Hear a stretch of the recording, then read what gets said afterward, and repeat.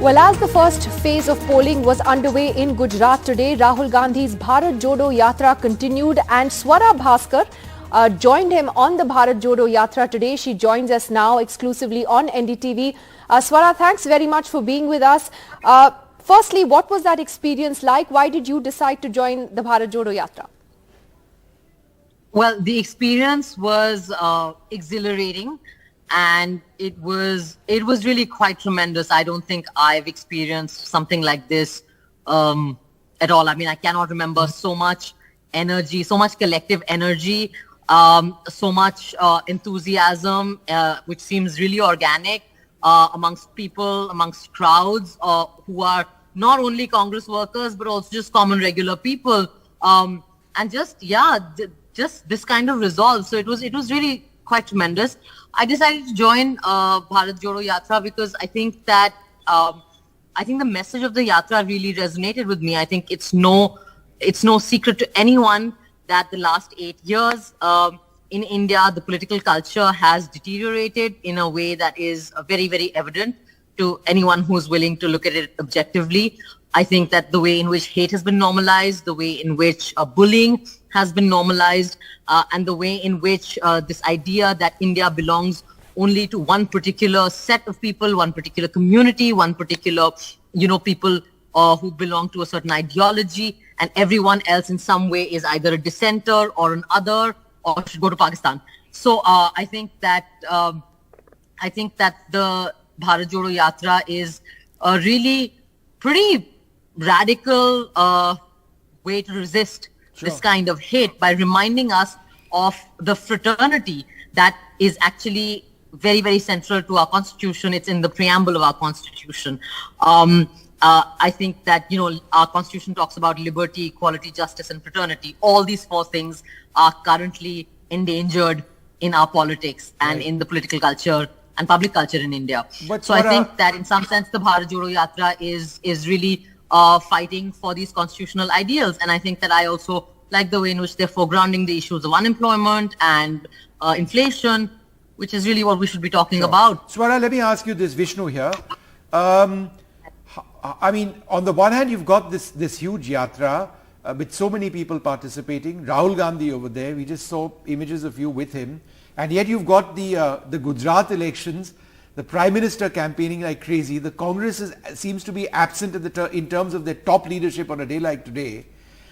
Is there a bit of a mismatch, Bharat Jodo and all of what you spoke about, and the process of democracy is ultimately elections where they're missing party?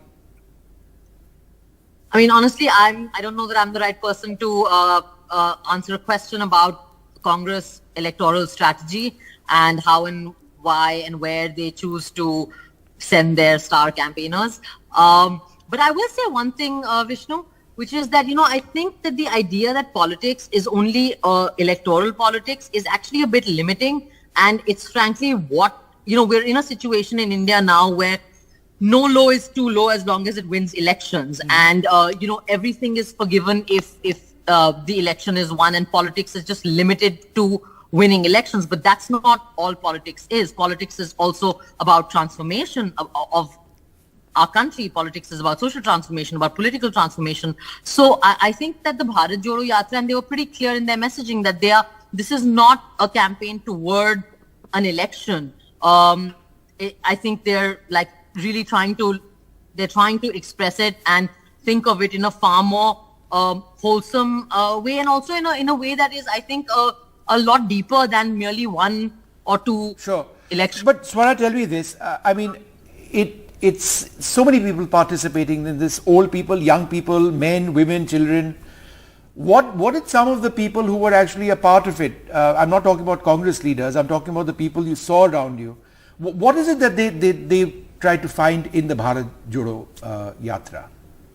It's amazing. It is just, I don't know how to explain the kind of positivity and enthusiasm that people have. So many people came up to Rahul Gandhi today as we were walking, and I walked for the whole day. I'm you can see, I'm sitting in a car. I'm going to I'm going back now.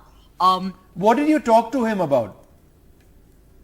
Well, I talk to him about like various things, but a lot of it about what's happening. He asks everyone who talks to him about what's happening with them, about their lives, about what's bothering them.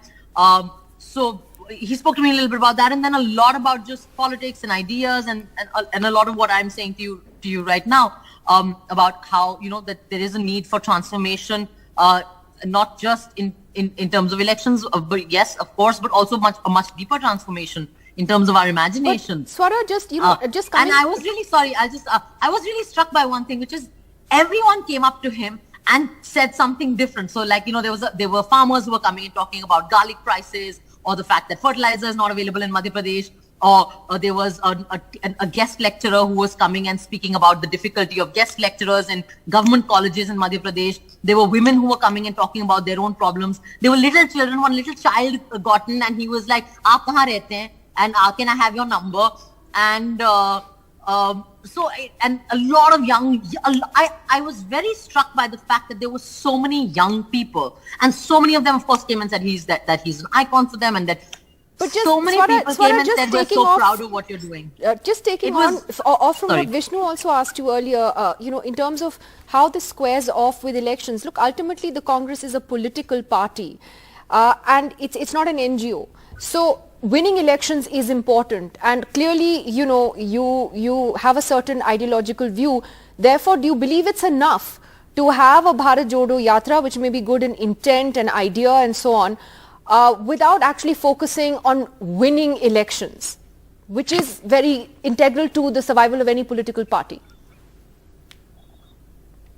Well, I know one thing for sure. Again, I'm not sure that this is a question that is really one that I'm an expert on necessarily. But I will say one thing.